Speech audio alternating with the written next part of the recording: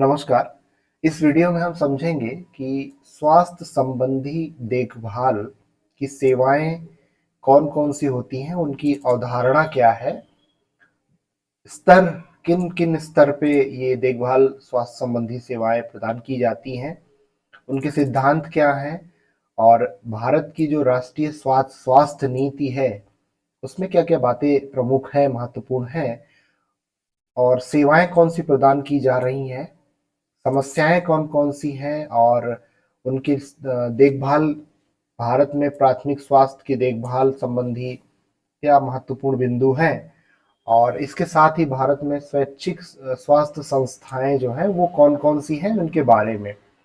अब अगर आप इस टोटल पहलू को देखें, रूपरेखा को देखें, तो आपको एक आइडिया लग जाएगा कि एक सोशल वर्कर को जब हेल्थ या स्वास्थ्य के क्षेत्र में काम करने की जरूरत होती है, चाहे वो शहरी क्षेत्र में हो या ग्रामीण क्षेत्र में हो, तो उनको एक बेसिक समझ होनी चाहिए कि स्वास्थ्य संबंधी जो देखभाल है, जो केयर होती की जाती है, चाहे वह गांव में हो या शहरों में हो, वहाँ क्या-क्या बिंदु महत्वपूर्ण होते हैं एक सोशल वर्कर के लिए, वो इस यूनिट में बताने की कोशिश की गई है।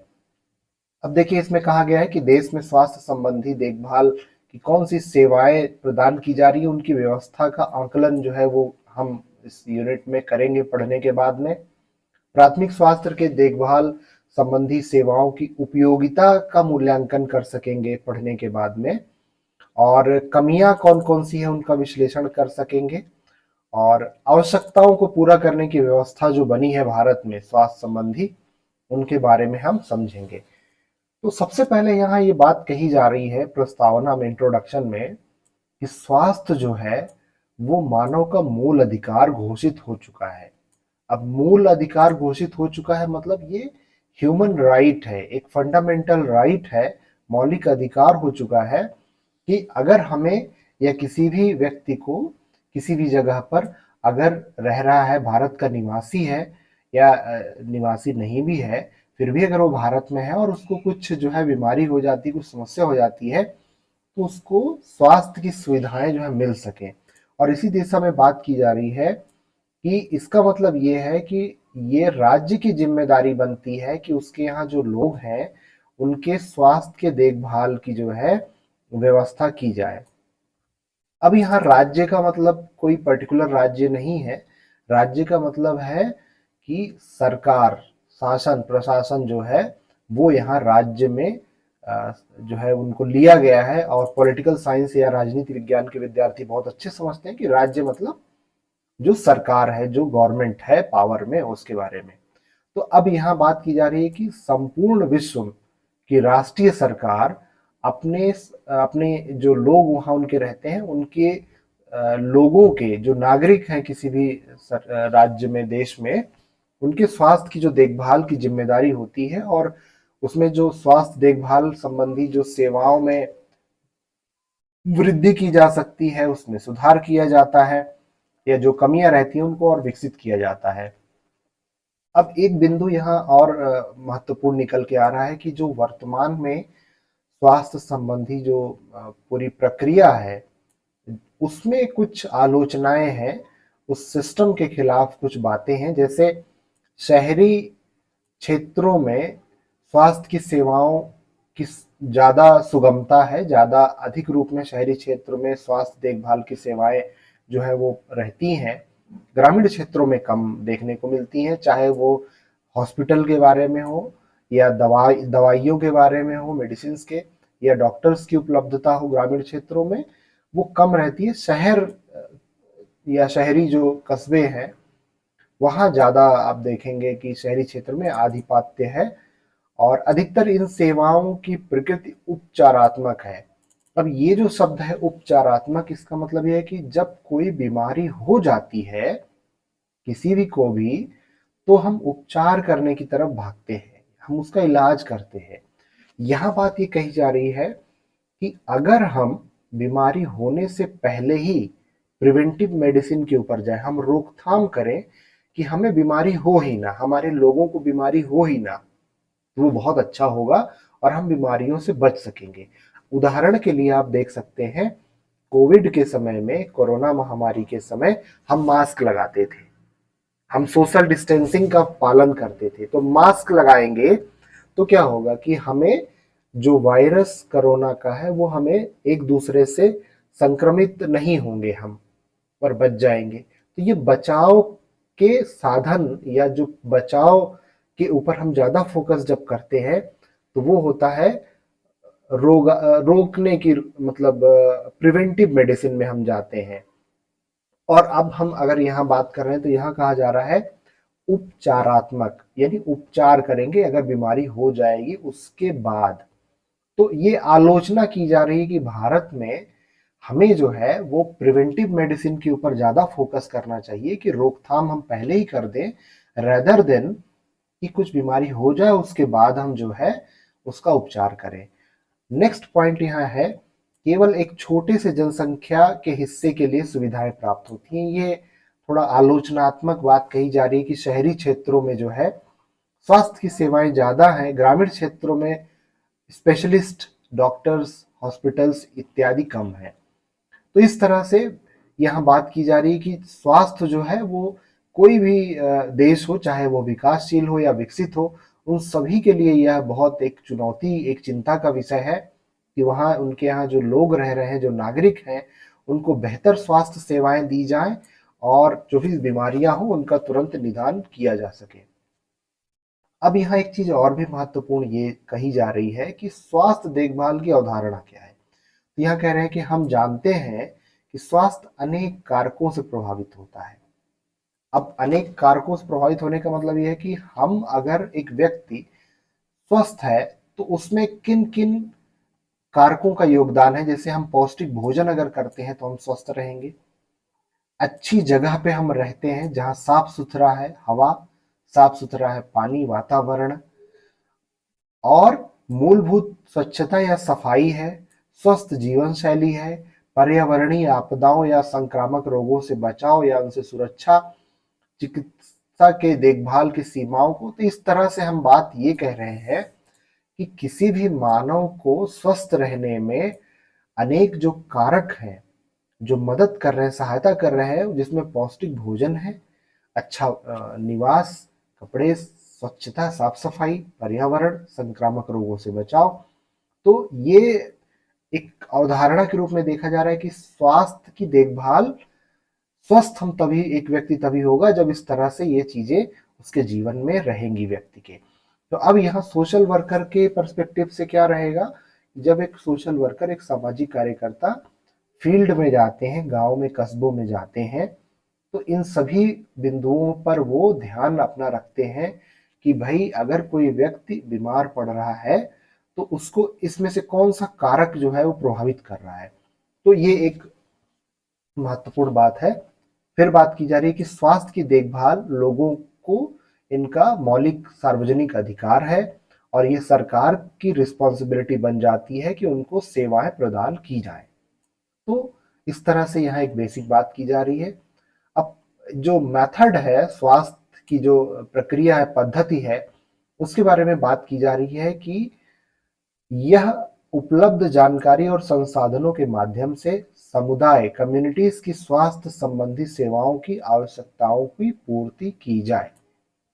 अब यह संभव नहीं है कि स्वास्थ्य सेवाओं को समान रूप से प्रत्येक देश में, जो है आप देखेंगे कि सामाजिक आर्थिक जो ढांचा है वो अलग अलग है, अलग अलग धर्म, जाति, संप्रदाय के लोग भारत में रहते हैं।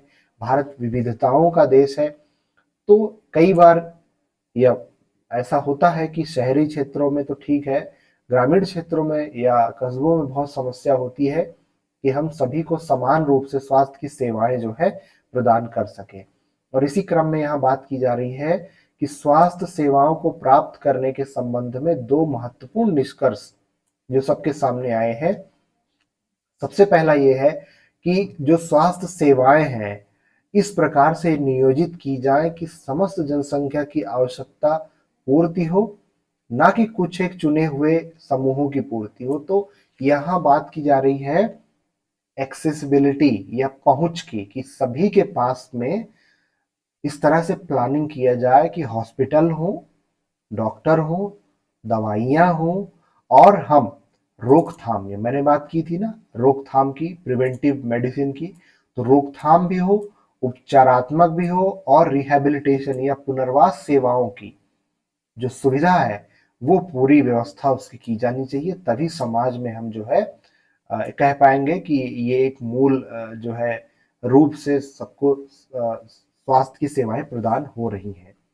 दूसरा बिंदु ये है कि ये बहुत महत्वपूर्ण मान लिया गया है कि स्वास्थ्य की देखभाल संबंधी सेवाओं को उपलब्ध कराने का सबसे अच्छा तरीका ये है कि ग्रामीण लोगों तक जहां ये सेवाएं नहीं पहुंच पाती हैं या पहुंच रही हैं, वहां तक शहरी निर्धनों तक जो इन सेवाओं से वंचित हैं, ये सेवाएं पहुंचाई जाएं और प्राथमिक देखभाल जो है उनको मिले। तो दो पॉइंट जो यहाँ निकल के आ रहा है वो एक तो ये है कि सभी जनसंख्या के लिए, सबके लिए, सबका साथ, सबका विश्वास, सबका विकास के बारे में जो एक अवधारणा है कि सर्वे भवन्तु सुखिनः सर्वे सन्तु निरामया, कि सभी जो है सुखी हो, निरोगी हो, तो उस पे यहाँ बात की जा रही है इन दो बिंदुओं को लेकर के। अब कम्युनिटी का जो पार्टिसिपेशन है, समुदाय की भागीदारी, चाहे वह स्वास्थ्य की देखभाल हो, चाहे उपचार हो, चाहे प्रोत्साहन हो, कि बहुत बहुत महत्वपूर्ण हो जाता है कि समुदाय किस तरह से जुड़ता है, सेवाओं को किस तरह से स्वास्थ्य संबंधी लेता है, और उसी पे यहाँ पे बात हो रही है।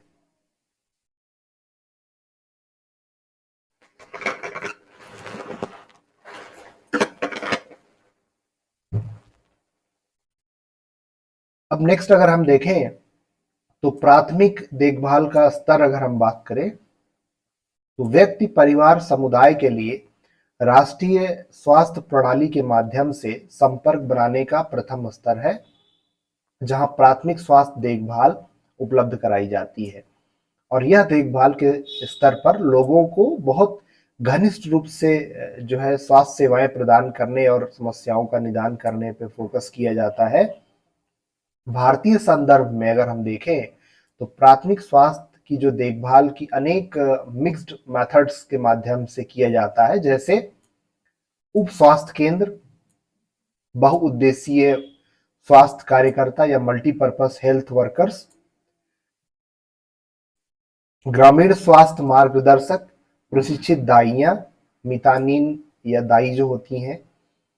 इसके अतिरिक्त आप देखेंगे कि प्राथमिक स्वास्थ्य की देखभाल के लिए एक स्वास्थ्य दल ग्रामीण क्षेत्रों में गठित किया जाता है। तो इस तरह से यहाँ एक प्राथमिक स्तर पे बात की जा रही है कि गांव में उप स्वास्थ्य केंद्र या कस्बों में या जो बात की जा रही है वो है यहाँ।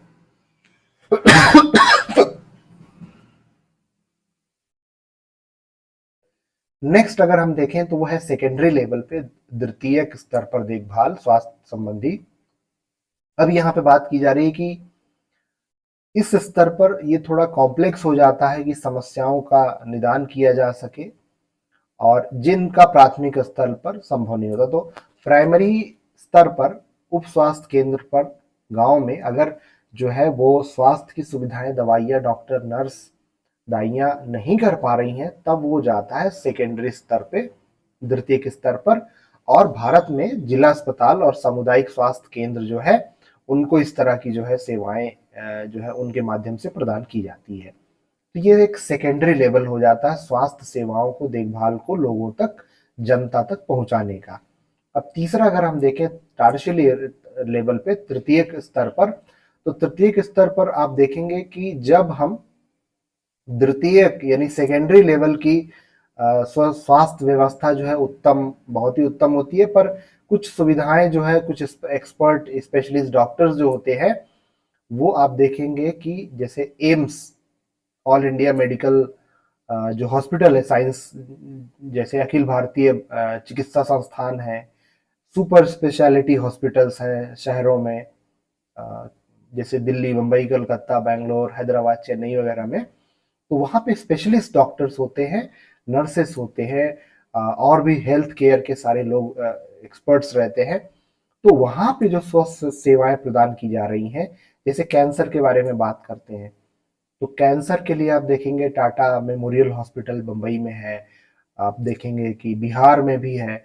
तो इस तरह से यहाँ थर्ड लेवल पे बात की जा रही है कि जब जो है प्राथमिक स्तर पर उप स्वास्थ्य केंद्र पर स्वास्थ्य की सेवाएं उपलब्ध नहीं हो पाती हैं किसी भी कारण से, सेकेंडरी लेवल द्वितीयक लेवल पे जिला अस्पतालों में नहीं हो पाती, तो राज्य स्तर पर या राष्ट्रीय स्तर पर स्वास्थ्य सेवाएं जो है वो प्रदान की जाती है।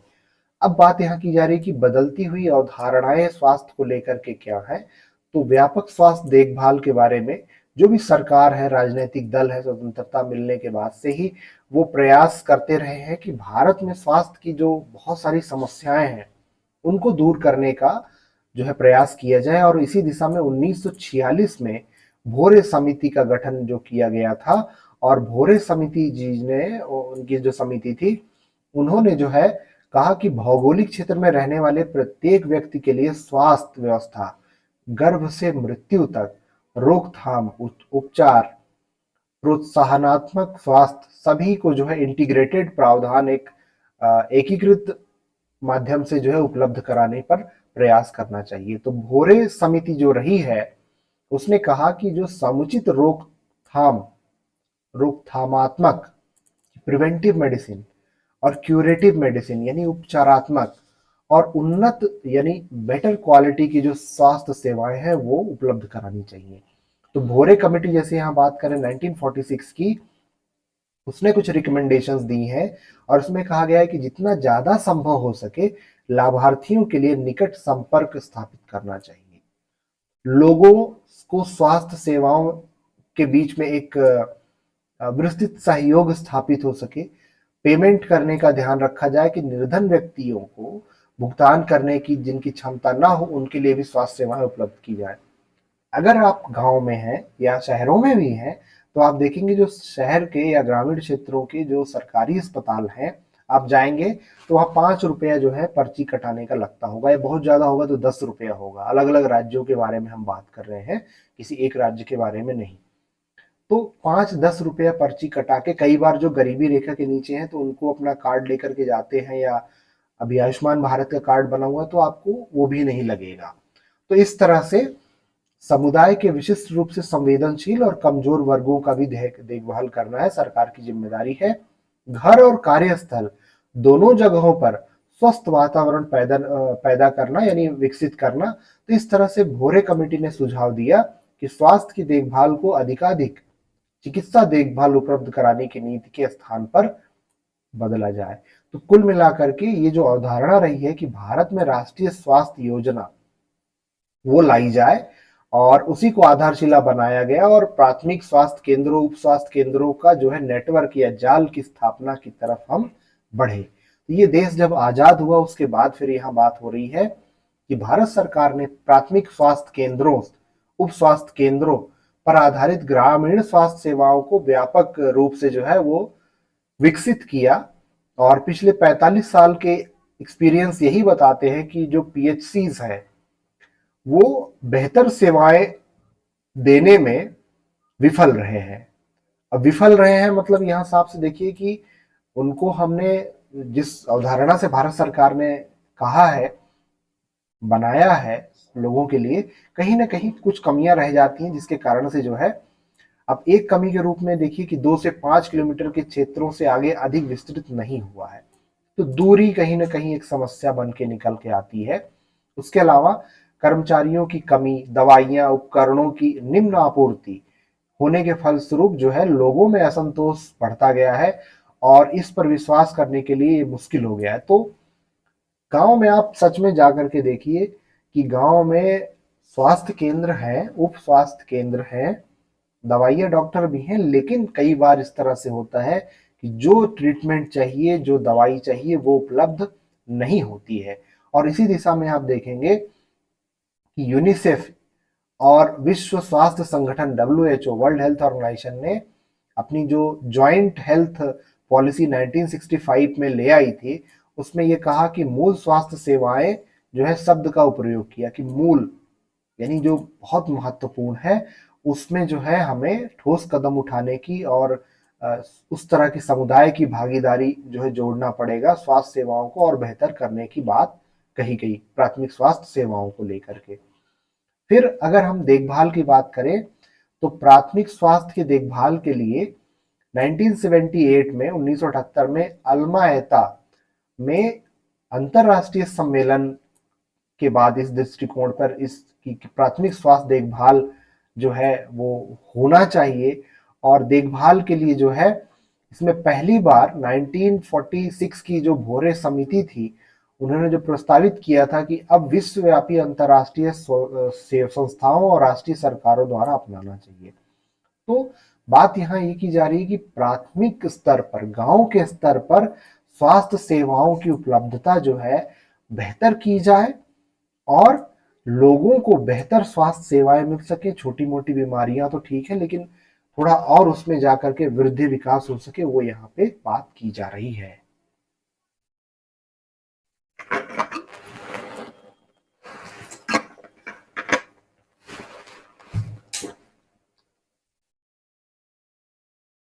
अब ये बात तो हो गई कि भाई प्राथमिक स्वास्थ्य देखभाल, पर प्राथमिक स्वास्थ्य देखभाल के अंतर्गत 8 आवश्यक कंपोनेंट्स या घटक की रूपरेखा जो है उसकी घोषणा की गई, जिसमें सबसे पहला था जो प्रचलित स्वास्थ्य समस्याएं हैं उनकी रोकथाम और उनके नियंत्रण की दिशा में जो है जानकारी, जागरूकता, वो शिक्षा जो है वो प्रदान किया जाए कि किस तरह से जो प्रचलित स्वास्थ्य समस्याएं हैं उनकी रोकथाम के मेथड्स क्या हैं, उन पे कंट्रोल किस तरह से पाया जा सकता है। इससे संबंधित शिक्षा, जानकारी, जागरूकता जो भी आप कहें वो पहुंचनी चाहिए लोगों के बीच में। दूसरा है कि जो फूड है, आहार है, भोजन है, उसकी आपूर्ति, सप्लाई और समुचित पोषणाहार कि पोषण से संबंधित आहार की उसको उन्नतशील बनाने पर फोकस किया गया कि हम अगर उस पर फोकस करें तो कहीं ना कहीं हम प्राथमिक स्वास्थ्य देखभाल को लेकर के ज्यादा विकसित हो पाएंगे। तीसरी बात कही जा रही है कि सुरक्षित और शुद्ध पेयजल की समुचित आपूर्ति और मूल स्वच्छता। तो पानी से बहुत सारी समस्याएं होती हैं और मलेरिया एक बहुत बड़ा कारण है। आप देखेंगे कि मच्छर होते हैं मलेरिया में और इस तरह की समस्याएं। तो ये भी एक बात कही जा रही है परिवार नियोजन सहित मातृ और बाल स्वास्थ्य की देखभाल। भाई जच्चा बच्चा की जो हम बात करते हैं, प्रमुख संक्रामक रोगों के विरुद्ध प्रतिरक्षण, संक्रामक बीमारियां जो संक्रमित हो जाती हैं, एक दूसरे से ट्रांसमिट हो जाती हैं, उनके विरुद्ध जो है हमें एक प्रतिरक्षण की व्यवस्था बनानी पड़ेगी। स्थानीय महामारी रोगों की रोकथाम और नियंत्रण के लिए काम करना होगा। सामान्य रोगों और चोटों की समुचित उपचार की व्यवस्था हो और अत्यावश्यक औषधियों का प्रयोग हो। मतलब जो इमरजेंसी मेडिसिन हैं, दवाइयां हैं, तो ये कुछ 8 पॉइंट थे, मूल तत्व थे जिनको हम प्राथमिक स्वास्थ्य देखभाल के अंतर्गत जो है वहां बात की गई है।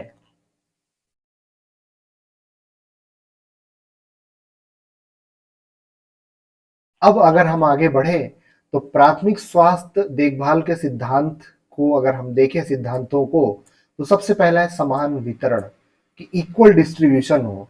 तो सबसे पहला सिद्धांत ये है कि लोग चाहे वो अमीर हो, चाहे गरीब हो, चाहे शहरी क्षेत्र में हो, ग्रामीण क्षेत्रों में हो, सब तक स्वास्थ्य सेवाएं जो है वो सब तक समान रूप से पहुंचे। कि कोई व्यक्ति अगर गरीब है तो उसको स्वास्थ्य सेवाएं नहीं मिल पा रही हैं, अच्छे डॉक्टर, अच्छी दवाइयां नहीं मिल पा रही हैं, तो इससे जो है सामाजिक अन्याय होता है। यानी समाज में जो है वो सबको समुचित अगर व्यवस्था स्वास्थ्य की नहीं मिल रही है तो ये राज्य सरकारों की जिम्मेदारी होगी, केंद्र सरकार की जिम्मेदारी होगी, यानी कुल मिला के राज्य की जिम्मेदारी होगी कि वो लोगों को न्याय पूर्वक जो है सभी को स्वास्थ्य सेवाएं प्रदान की जाए बिना किसी भेदभाव के।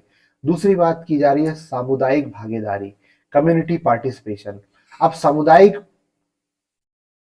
भागीदारी के अंतर्गत देखिए कि प्राथमिक स्वास्थ्य के देखभाल के लिए एक बहुत अनिवार्य अवयव है, कंपोनेंट है कि व्यक्ति, परिवार और समुदाय अपने स्वयं के स्वास्थ्य और कल्याण को उन्नतशील बनाने में भागीदार रहे।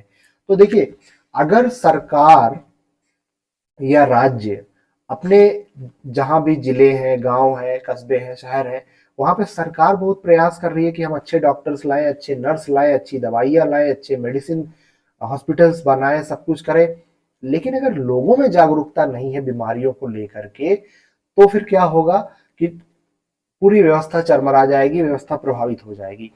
इसीलिए समुदाय की भागीदारी, और कोरोना में बहुत बड़ा एग्जाम्पल रहा है कि जो माननीय प्रधानमंत्री जी ने कहा कि भाई जान है तो जहान है, आप घर से बाहर मत निकलिए, आप मास्क लगाइए, आप कुछ डिस्टेंस सोशल डिस्टेंसिंग का पालन करिए। तो जब तक समुदाय की भागीदारी नहीं होगी किसी भी स्वास्थ्य संबंधी जो है क्षेत्र में, तो आप समस्या को दूर नहीं कर सकते। तो समुदाय को, लोगों को, परिवारों को स्वास्थ्य संबंधी जागरूकता लानी होगी। अब अनेकों बीमारियां हैं, चाहे जैसे एड्स के बारे में, एचआईवी एड्स के बारे में हम बात करें, इसके पहले यूनिट में हमने बात किया। कैंसर के बारे में बात करें, संक्रामक और असंक्रामक रोग, इसके पहले यूनिट में हमने लास्ट वीडियो में बात की थी कि भाई संक्रामक बीमारियां कौन कौन सी है। टीबी के बारे में बात किया था, ट्यूबरकुलोसिस के बारे में। नॉन कम्युनिकेबल असंक्रामक रोग जैसे हृदय आघात, हार्ट अटैक, ब्लड प्रेशर के बारे में। तो जब तक लोगों में जागरूकता नहीं होगी, तब तक समुदाय जब तक नहीं जुड़ेगा, तब तक सरकार के माध्यम से सिर्फ स्वास्थ्य सेवाएं प्रदान करने से लोगों का स्वास्थ्य, पब्लिक हेल्थ बेटर कभी नहीं हो सकता। तो यहाँ पे ये बात कही जा रही है। अब नेक्स्ट पॉइंट है अंतर क्षेत्रीय क्षेत्रीय समन्वय। तो अब अल्मा एता, यूनिसेफ और वर्ल्ड हेल्थ ऑर्गेनाइजेशन में जो एक घोषणा की गई थी पॉलिसी को लेकर के, हेल्थ को लेकर के, उसमें कहा गया कि प्राथमिक स्वास्थ्य देखभाल के अलावा संबंधित अन्य क्षेत्रों को भी शामिल करना चाहिए, जिसमें राष्ट्रीय और सामुदायिक विकास, विशेषकर कृषि, पशुपालन, खाद्य उद्योग, शिक्षा, आवास, सार्वजनिक कार्य, संचार और इन सब का भी उल्लेख है। तो इंटर क्षेत्रीय अंत क्षेत्रीय समन्वय भी होगा, तो जो है चीजों को, स्वास्थ्य को लेकर के हम और अच्छा कर पाएंगे, लोगों को और ज्यादा मूलभूत सुविधाएं दे पाएंगे। देन बात की जा रही है उपयुक्त प्रौद्योगिकी को अपनाना। अब टेक्नोलॉजी का उपयोग किस तरह से किया जा सकता है स्वास्थ्य को बेहतर करने की दिशा में, वो बहुत महत्वपूर्ण हो जाता है। जैसे अगर आप अभी देखें कि डॉक्टर्स या जो नर्सेस हैं, पहले क्या होता था कि जैसे ब्लड टेस्ट करना है तो समय लगता था मेडिसिन रिपोर्ट आने में। आजकल तो किट आ गई है, 1 सेकंड में चेक हो जाता है सब, आपका कौन सा ब्लड ग्रुप है, आपको बीमारियां क्या है। तो टेक्नोलॉजी का, तकनीकी का उपयोग जो किया जा रहा है स्वास्थ्य सेवाओं को बेहतर बनाने में, स्वास्थ्य सेवाएं डिलीवर करने में, वहां ये बात की जा रही है। और बाकी अगर हम देखें कि जागरूकता फैलाने के लिए टेक्नोलॉजी का उपयोग, अभी आजकल देखिए सोशल मीडिया, फेसबुक और यूट्यूब इत्यादि जो है, व्हाट्सएप जो है, सोशल मीडिया जो है बहुत महत्वपूर्ण भूमिका निभा रही है जानकारी, जागरूकता फैलाने में। तो उसी दिशा में हम टेक्नोलॉजी का उपयोग करके किस तरह से लोगों को बेहतर स्वास्थ्य प्रदान कर सकते हैं, वो बात यहाँ की जा रही है। हाँ, मेडिसिन, डॉक्टर्स, फैसिलिटीज टेक्नोलॉजी कर रही है, वो तो हम ले ही रहे हैं, पर उसके अलावा समुदाय को किस तरह से जागरूक कर रहे हैं, वो भी हम यहाँ बात कर रहे हैं।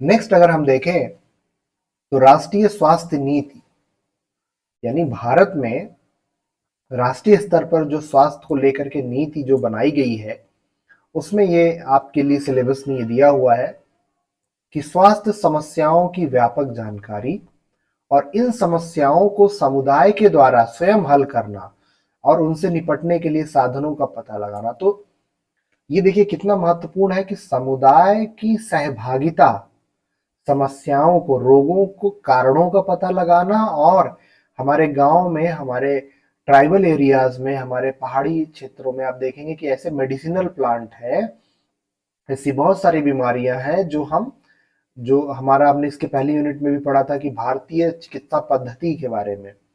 तो उस तरह से हम इन समस्याओं को समुदाय के माध्यम से किस तरह से हल कर सकते हैं, वो एक फोकस है। दूसरा, स्वच्छ पेयजल की आपूर्ति, सप्लाई हो, क्लीन ड्रिंकिंग वाटर, और ये सतत विकास का एक लक्ष्य है, बहुत महत्वपूर्ण। मूल स्वच्छता, प्रौद्योगिकी का उपयोग, और जिसके लिए लोगों को कम खर्चा हो। तो अभी देखिए कि प्रधानमंत्री जी का एक एक योजना है कि हर गांव में, हर जगहों पर पाइप, यानी ड्रिंकिंग वाटर की फैसिलिटी हो। तो थोड़ा सा आप वो भी एक सोशल वर्कर होने के नाते देखिए कि स्वास्थ्य को लेकर के क्या वो योजना का लाभ लोगों को मिल रहा है? क्या आपके गांव में, आपके कस्बे में पाइप के माध्यम से साफ सुथरी पानी पीने की व्यवस्था बन पाई है, नहीं बन पाई है? नेक्स्ट पॉइंट अगर हम देखें कि ग्रामीण स्वास्थ्य संरचना की स्थापना करने का जो केंद्रीय माध्यम से स्वास्थ्य सेवाओं की उपलब्धता के असंतुलन को कम करना, तो ग्रामीण और शहरी क्षेत्रों में जो असंतुलन है, डॉक्टर्स जो उपलब्ध हैं, से मेडिसिन जो उपलब्ध है, नर्सेज जो उपलब्ध है, प्रशिक्षित दाइयां जो उपलब्ध है, उन सब की उपलब्धता शहरी और ग्रामीण क्षेत्रों में संतुलित रूप से व्यवस्था बनी रहे, उस पर भी फोकस किया गया है।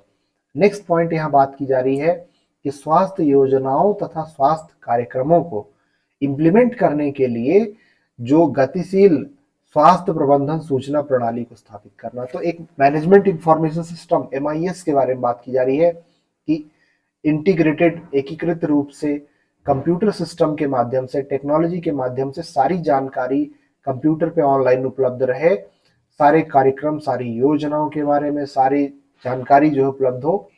तो क्या होगा कि प्लानिंग जो करेंगे हम, दवाइयों को, डिस्ट्रीब्यूशन को, डॉक्टर्स की उपलब्धता को, बीमारियों को और सारी रिसर्च एंड डेवलपमेंट को, वो सब ज्यादा हम बेहतर तरीके से समस्याओं को दूर करने में कर पाएंगे। नेक्स्ट पॉइंट बात की जा रही है कि स्वास्थ्य संरक्षण और उसके उन्नयन को सहायता प्रदान के लिए कानूनी प्रावधान का समर्थन। अब कानूनी प्रावधान में मतलब ये कहा जा रहा है कि भाई ये लीगल राइट होना चाहिए, ये मेरा मौलिक अधिकार है कि अगर कहीं व्यवस्था नहीं बन पा रही है तो हमको स्वास्थ्य के लिए जो है भटकना ना पड़े, स्वास्थ्य सेवाएं सरकार के माध्यम से उपलब्ध हो। आयुष्मान कार्ड जो बनता है, आयुष्मान भारत कार्ड जो है, हेल्थ एंड वेलनेस सेंटर्स देश भर में जो बने हुए हैं, वहां पे आपको एक जो है स्वास्थ्य की सुविधा मिले। नेक्स्ट पॉइंट बात की जा रही है कि जो हर जगह कुपोषण की व्यवस्था, मतलब कुपोषण की व्यवस्था नहीं, सॉरी, कुपोषण की जो बीमारी है, समस्या है, उसको दूर करने के लिए किस तरह से हम कर सकते हैं। कुछ राज्यों में आप देखेंगे कुपोषण की समस्या बहुत बड़ी है। छत्तीसगढ़ की बात करें, बिहार में देखें आप, मध्य प्रदेश में देखें आप, उड़ीसा में देखें आप, झारखंड में देखें आप, तो अनेक, मैं कुछ राज्यों के नाम ले रहा हूँ, बहुत सारे ऐसे राज्य जहाँ पे कुपोषण का स्तर जो है बहुत संवेदनशील है। और नेशनल फैमिली हेल्थ सर्वे आप अगर रिपोर्ट देखेंगे तो उसमें स्टेट वाइज, जिले वाइज जो है कुपोषण के बारे में जानकारी दी गई है। तो उसको कम करने की दिशा में प्रयास करना। आखिरी है कि स्वास्थ्य की देखभाल के लिए कम कीमत पर स्वास्थ्य प्रौद्योगिकी उपलब्ध कराने के लिए वैकल्पिक प्रणाली को विकसित करने के लिए रिसर्च करना। अब दवाइयों को विभिन्न प्रणालियों के कोऑर्डिनेशन स्थापित करना। अब देखेंगे कि जेनेरिक मेडिसिन के बारे में भी आप देखेंगे व्यवस्था सरकारों के द्वारा बनाई जा रही है। जेनेरिक मेडिसिन वो होती हैं, दवाइयाँ वो होती हैं जिसमें केमिकल कंपोजिशन जो है वो किसी एक कंपनी का पेटेंट नहीं होता या एक कंपनी के उसमें नहीं रहता, वो सामान्य दवाइयाँ होती है, उसका जो है दाम बहुत कम होता है। तो इस तरह से ये हो गया कि भारत में स्वास्थ्य नीति क्या थी। अब हम बात करें कि स्वास्थ्य देखभाल के लिए जो सेवाएं प्रदान की जा रही हैं उनके बारे में क्या यहाँ बात कही जा रही है कि आज देश को इस बात की अत्यंत आवश्यकता है कि पर्याप्त स्वास्थ्य की देखभाल संबंधी सेवाएं संपूर्ण जनसंख्या तक, देश के नागरिकों तक पहुंचनी चाहिए। साथ ही यह भी सुनिश्चित होना चाहिए कि उसका ठीक से उपयोग हो। बड़े अस्पतालों में स्वास्थ्य सेवाएं प्रदान करने की व्यवस्था की तो है, परंतु वो पूरी तरह से असफल रहे हैं क्योंकि ये समाज के थोड़े से ही हिस्से को अपनी सेवाएं उपलब्ध कराते हैं और केवल कुछ भवन आसपास जो है उनको सेवाएं दे, मतलब कहने का ये कि महंगी है सेवाएं। बड़े बड़े हॉस्पिटल्स, प्राइवेट सेक्टर जो हैं, सरकारी अस्पतालों में तो सेवाएं सरकार दे ही रही है, पर बड़े अस्पताल आप देखेंगे कि ज्यादा लोगों को सेवाएं दे रहे हैं, बिल्कुल दे रहे हैं। अब ये जो स्टडी मटेरियल रिसोर्स बनाया गया है इंदिरा गांधी राष्ट्रीय विश्वविद्यालय, मुक्त विश्वविद्यालय के द्वारा, तो वहां के जो प्रोफेसर्स ने बनाया उनके अनुसार से मैं बता रहा हूँ, अपने मन से मैं कुछ आपको नहीं बता रहा हूँ। मेरे हिसाब से आप देखें तो जनसंख्या की जो समस्या है, जनसंख्या वृद्धि की, उसके कारण आप देखेंगे कि स्वास्थ्य की सेवाएं जो है वो कहीं ना कहीं प्रभावित हो रही हैं। आउट ऑफ पॉकेट एक्सपेंडिचर जो हम बात करते हैं कि जेब में हमारे पास पैसा रखा हुआ है किसी और काम के लिए, अचानक हम बीमार पड़ते हैं और वो जो पैसा हमने बचा के रखा है अपनी जेब में पड़ा हुआ है वो दवाइयों में चला जा रहा है। तो आउट ऑफ पॉकेट एक्सपेंडिचर का जो खर्चा है वो भी एक चिंता का विषय है, भारत में रहा है। और इसी की दिशा में स्वास्थ्य सेवाओं को लेकर के सरकारों के द्वारा योजनाएं बनाई जाती हैं, उनका इम्प्लीमेंटेशन किया जाता है। चूक कई कई जगहों पर होती है, चाहे वो मेडिकल की दवाइयों को सप्लाई करने में हो, डॉक्टर्स की उपलब्धता को लेकर के हो, सीमित संसाधन हो, दूर स्थल पे हो, तो इस तरह से समस्याएं चुनौतियां अनेक बनी रहती हैं। ये एक डायग्राम जो आप देख रहे हैं, इसमें बात की जा रही है कि इन्वेस्टमेंट हेल्थ केयर सर्विसेज में लेकर के, और जो प्रोसेस जो सिस्टम बना हुआ है स्वास्थ्य देखभाल को विकसित करने का, और उसका परिणाम को लेकर के यहाँ बात की जा रही है कि किस तरह से संसाधनों को उपयोग करके उपचार, रोकथाम और प्रोत्साहन करना है।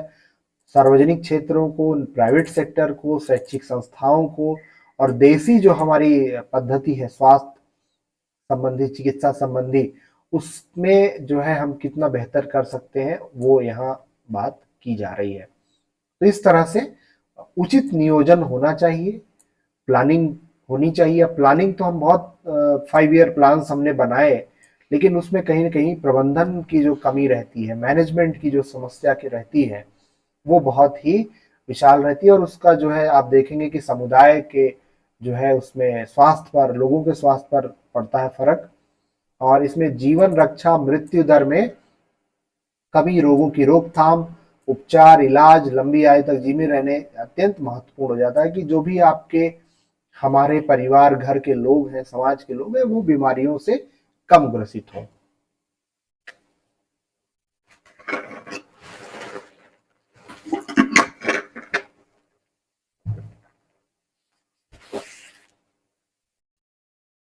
अब अगर हम बात करें कि भारत में स्वास्थ्य की समस्याएं कौन कौन सी हैं, तो आप इसमें देखेंगे कि यहाँ कि संक्रामक रोगों की समस्या है।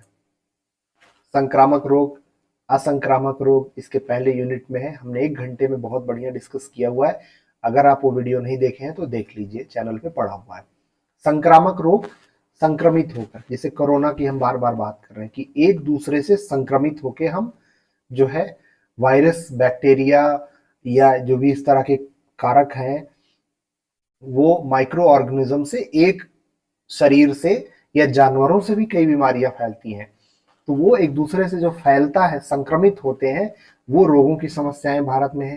पोषणात्मक यानी न्यूट्रिशन, पोषण, खाने पीने से जो शरीर में आवश्यकताएं हैं, चाहे विटामिन हो, मिनरल्स हो, चाहे और अन्य पोषक तत्व हों, उनको ठीक से शरीर में न मिलने के कारण कुपोषित हो रहे हैं बच्चे।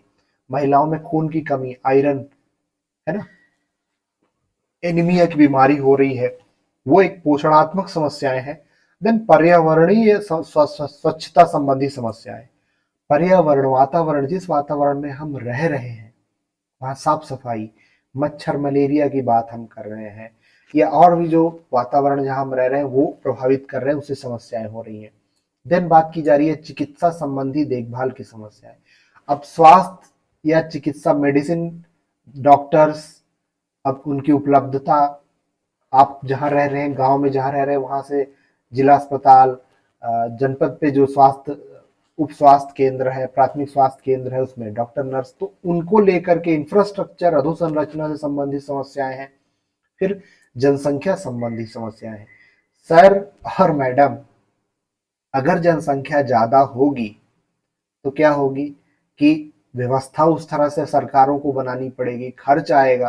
तो जनसंख्या भी एक समस्या उत्पन्न करती है स्वास्थ्य को लेकर के। और संक्रामक रोगों की समस्याएं तो यहाँ पे हमने ऊपर बात की थी, असंक्रामक रोग भी यहाँ है। असंक्रामक रोग मतलब जो एक दूसरे से संक्रमित नहीं होते, जो फैलते नहीं है, पर ये लाइफ स्टाइल या जीवन शैली से संबंधित रोग होते हैं, जिसमें हमने लास्ट क्लास में बात की थी, लास्ट वीडियो में बात किया है। लाइफ स्टाइल डिसीज में जैसे हार्ट, हृदय का आघात होता है, या ब्लड प्रेशर, ब्लड शुगर के बारे में बात होती है, या फिर हेपेटाइटिस बी के बारे में बात होती है। तो इस तरह से मधुमेह की बात होती है, डायबिटीज की। तो इस तरह से असंक्रामक रोग है, नॉन कम्युनिकेबल डिसीजेज है, वो भारत में जो है एक बहुत चुनौती बनी हुई है। और इसी दिशा में देखिए इन्होंने कुछ चीजों को बता दिया, जैसे मलेरिया। भारत में मलेरिया एक कंटिन्यूअसली आप देखेंगे सस्टेनेबल प्रॉब्लम बना हुआ है और 1976 में लगभग में 67.5 लाख लोगों को मलेरिया हुआ था और 1984 में घटकर 21 लाख हुआ। तो मलेरिया एक बहुत बड़ी समस्या रही है ऐसे भारत के क्षेत्रों में। देन क्षय रोग है।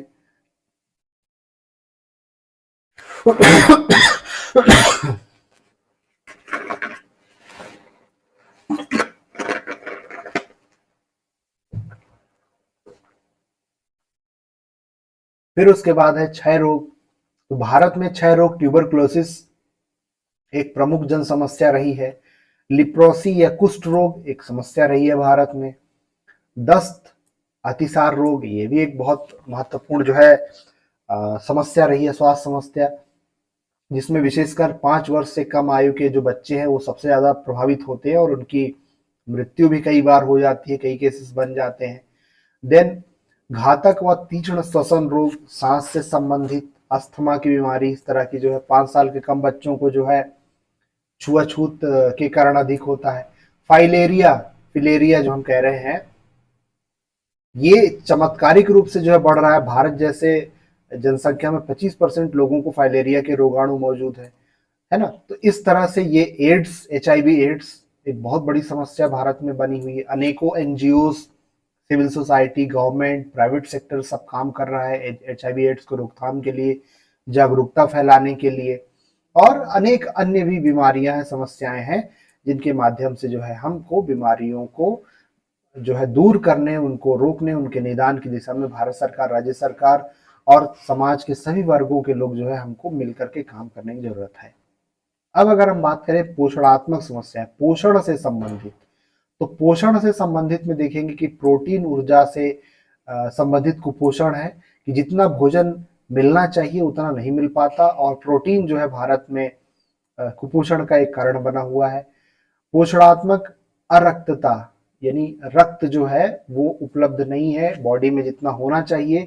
और हमारे देश में बात की जा रही है कि 60 से 80% जो गर्भवती महिलाएं हैं उनमें खून की कमी की जो समस्या होती है और लगभग 20% से 40% महिलाओं में जो है खून की कमी के कारण गर्भवती माताओं में, हमारी बहनों में ये उनकी मृत्यु भी हो जाती है। तो ये कुपोषण को लेकर के कितनी बड़ी समस्या है। और इसमें देखेंगे कि ब्लड में मतलब शरीर में जो ब्लड है, रक्त है, उसमें जो आयरन एलिमेंट है, लौह तत्वों की कमी है, फोलिक एसिड है, विटामिन B12 की कमी है। तो इस तरह से आप देखेंगे कि गर्भवती माँ से जो बच्चे का जन्म होता है उसका वजन कम होता है, रात में दिखाई नहीं देता, रतौंधी की बीमारी होती है, आयोडीन के कमी के कारण घोंघा हो जाता है गले में। तो इस तरह से अनेक जो समस्याएं वो भारत में कुपोषण को लेकर के हम देख रहे हैं, समझ रहे हैं। फिर बात की जा रही है वातावरण से स्वच्छता की समस्याएं। अब वातावरण से भी अनेकों बीमारियां होती हैं जहां हम रहते हैं, जनसंख्या, औद्योगिकरण, प्रदूषण के कारण आप देखेंगे कि ये समस्याएं, तो वातावरण भी एक समस्या कारण बना हुआ है। नेक्स्ट पॉइंट बात की जा रही है चिकित्सा देखभाल समस्याएं। अब चिकित्सा देखभाल जिस तरह से होना चाहिए वो उपलब्ध नहीं होने के कारण जो है आप देखेंगे कि समस्याएं जो उपलब्ध हो रही, तो ये कहीं ना कहीं सप्लाई साइड है कि हम सप्लाई किस तरह कर रहे हैं। डिमांड तो स्वास्थ्य सेवाओं की प्राथमिक स्वास्थ्य केंद्र, उप स्वास्थ्य केंद्र, जिला अस्पताल, राज्य स्तरीय अस्पताल या मेट्रो सिटीज में है ही, बट दवाइयों की उपलब्धता, दवाइयों का महंगा होना, तो ये कुछ महत्वपूर्ण जो है समस्याएं हैं। लोगों को जानकारी ना होने के कारण जो है बीमारियां बहुत सारी हो जाती हैं। तो ये कुछ चीजें हैं। नेक्स्ट पॉइंट अगर हम बात करें कि जनसंख्या संबंधी समस्या, अब ये तो एक बहुत बड़ा चीज है, इसके बारे में मुझे नहीं लगता कि आपको कुछ बताने की जरूरत है कि अगर परिवार में सीमित लोग हैं, 2-4 लोग हैं तो आप ठीक है, लेकिन अगर परिवार में 6-6, 7-7, 8-8, 10-10 लोग हैं तो बीमारियां होंगी, खर्चे बहुत होंगे, हर तरह से जो है वो समस्या होगी। तो इस तरह से यहाँ बात की जा रही है। संसाधनों के बारे में बात की जा रही है कि संसाधनों की आपूर्ति जो है बहुत महत्वपूर्ण है और स्वास्थ्य देखभाल उपलब्ध कराने के लिए मूल संसाधन इस प्रकार से हैं, जैसे स्वास्थ्य के लिए मानव शक्ति, ह्यूमन पावर। अब मानव शक्ति में कौन कौन से आप देखेंगे, सबसे पहले तो हमको एक्सपर्ट डॉक्टर चाहिए, स्पेशलिस्ट डॉक्टर चाहिए, सुपर स्पेशलिस्ट डॉक्टर चाहिए, नर्स चाहिए, जो कंपाउंडर्स वगैरह है, हमारे जो स्टाफ है ना, मतलब नर्सिंग स्टाफ है वो चाहिए। मतलब मानव शक्ति की हमें जरूरत पड़ेगी, धन और सामग्री, समय और स्वास्थ्य की समस्याओं से निपटने के लिए हमें दवाइयों की, धन की, समय, इस सब चीजों की जरूरत पड़ेगी, वही यहाँ बात की जा रही है। तो इस तरह से आप देखेंगे कि स्वास्थ्य देखभाल की सेवाएं कौन सी हैं। तो सेवाएं, सर्विसेज जो यहाँ बात की जा रही है कि वो व्यापक रूप से उपलब्ध होनी चाहिए, सबके लिए उपलब्ध होनी चाहिए, स्वीकार, लोग उसको जो है सेवाओं का लाभ ले सके, समुदाय की भागीदारी हो उसमें, और जितनी शक्ति हो कम कम खर्चे में। मतलब स्वास्थ्य तो सबके लिए फ्री होना चाहिए, ऐसा मेरा व्यक्तिगत रूप से मानना है। और फिर अगर हम बात करें कि जो प्रणाली है स्वास्थ्य देखभाल की, उस प्रणाली के बारे में यहाँ बात की जा रही है कि भारत में जो है 5 प्रमुख संस्थाओं द्वारा प्रतिनिधित्व किया जाता है। जो, जैसे इसमें बात की जा रही है कि सार्वजनिक स्वास्थ्य केंद्र, तो सार्वजनिक स्वास्थ्य केंद्र में प्राथमिक स्वास्थ्य देखभाल हो, जिसमें प्राथमिक स्वास्थ्य केंद्र है, उप स्वास्थ्य केंद्र है, देन अस्पताल, तो ग्रामीण अस्पताल, जिला अस्पताल, स्पेशलिस्ट अस्पताल, टीचिंग और रिसर्च वाले जो अस्पताल होते हैं। फिर स्वास्थ्य सेवाएं, जैसे कर्म योजनाएं जो है, स्वास्थ्य बीमा यानी हेल्थ इंश्योरेंस के बारे में बात की जा रही है कि अगर आप बीमा करवाते हैं अपने स्वास्थ्य का, तो अगर कुछ समस्या होती है, बीमारी होती है, तो जो बीमा कंपनी है वो आपकी बीमारी का खर्चा देगी, तो कहीं ना कहीं आपके ऊपर आर्थिक रूप से भार कम पड़ेगा। तो इस तरह की दिशा में देखेंगे, कर्मचारी जो सरकार, राज्य सरकारों के द्वारा, केंद्र सरकार के जो एम्प्लॉइज होते हैं उनको इंश्योरेंस का लाभ मिलता है।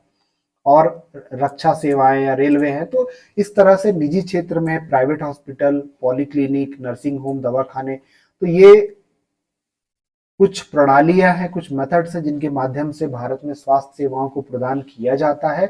अब उसमें देसी औषधि पद्धति प्रणाली जो है, जिसमें आयुर्वेद है, सिद्ध है, यूनानी है, तिब्बती, होम्योपैथिक है, तो इस तरह से जो है ये कुछ माध्यम है, प्रणालियां हैं जिनके माध्यम से स्वास्थ्य की सेवाएं प्रदान की जाती हैं।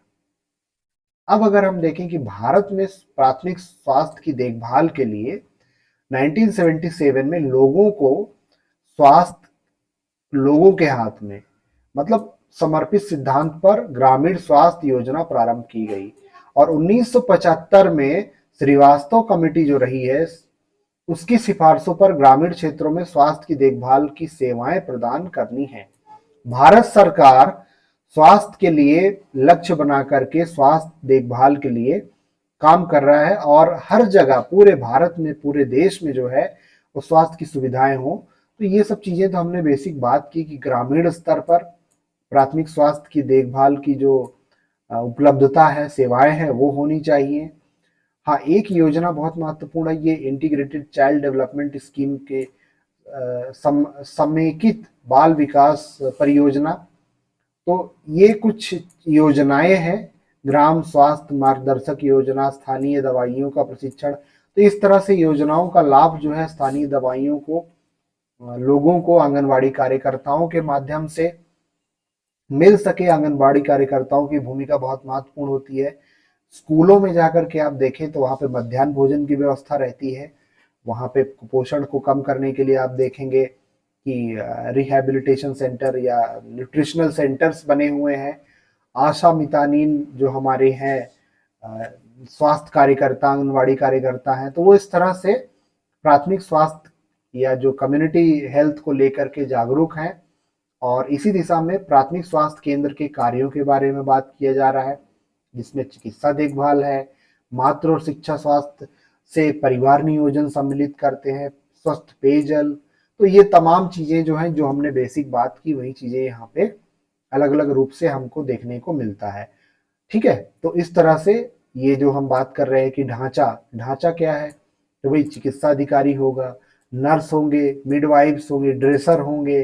ड्रेसर मतलब कि अगर आपको कुछ चोट लग जाए तो ड्रेसिंग करने के लिए जो हम कहते हैं नर्स हो, कंपाउंडर, फार्मासिस्ट हो जो दवाइयाँ देते हो, लैब टेक्नीशियंस हो, रेडियोग्राफर हो कि सोनोग्राफी करना है, अल्ट्रासाउंड करना है, ठीक है, वार्ड बॉयज हो, धोबी हो, सफाई कर्मी हो, माली हो, चौकीदार हो, आया है, चपरासी है। तो इस तरह से ग्रामीण अस्पतालों में, जिला अस्पतालों में इन सब व्यवस्थाओं को लेकर के बात की गई है।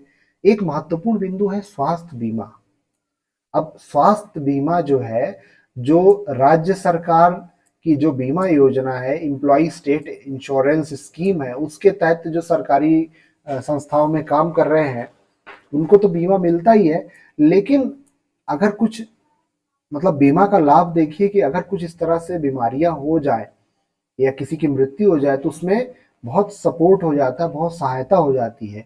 और इसी तरह से केंद्र सरकार की हेल्थ इंश्योरेंस स्कीम है कि जो भी काम करने वाले लोग हैं केंद्रीय संस्थाओं में, केंद्र सरकार की जो है विभिन्न संस्थाओं में, उनको लाभ मिल रहा है।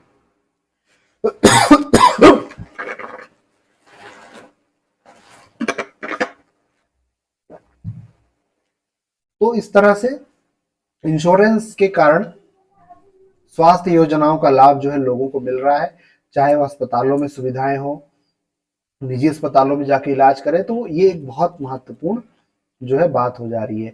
अन्य संस्थाओं के बारे में बात किया जा रहा है कि रक्षा चिकित्सा सेवाएं। अब जो सैनिक लोग हैं, हमारे जो देश के सैनिक है, रक्षक है, उनके बारे में आर्म फोर्सेस मेडिकल सर्विसेज हैं। तो आर्मी या जो मिलिट्री या जो एयरफोर्स में है उनके लिए आप देखेंगे। रेलवे कर्मचारियों के लिए स्वास्थ्य की देखभाल की व्यवस्था पूरी रेलवे हॉस्पिटल्स आप देखेंगे उसमें पूरा रहता है। प्राइवेट सेक्टर में तो सब जानते ही हैं कि जो है डॉक्टर्स रहते हैं। प्राइवेट सेक्टर हमेशा लाभ के लिए काम करता है, चाहे वो किसी भी क्षेत्र में हो। हालांकि स्वास्थ्य के क्षेत्र में जो है लोगों को बेहतर सुविधाएं देना, दवाइयां देना मेडिकल प्रोफेशन का फंडामेंटल एक जिम्मेदारी बनती है, मौलिक जिम्मेदारी बनती है। परंतु आप देखेंगे कि प्राथमिक जो सुविधाएं हैं वो सबको मिलनी चाहिए। औषधियों की देशी प्रणाली। अब भारत में आयुर्वेद और होम्योपैथी के बारे में जो बात की जा रही है कि लोग उसकी भी सेवाएं ले रहे हैं, परंतु कम है। आप देखिए इसी में बात की जा रही है कि 3.5 लाख के आसपास, 3.37 लाख आयुर्वेद चिकित्सक हैं। तो ये पुराना आंकड़ा है, अभी तो हो सकता है बढ़ गया होगा। फिर बात की जा रही है भारत में स्वैच्छिक स्वास्थ्य संस्थाएं कौन सी हैं।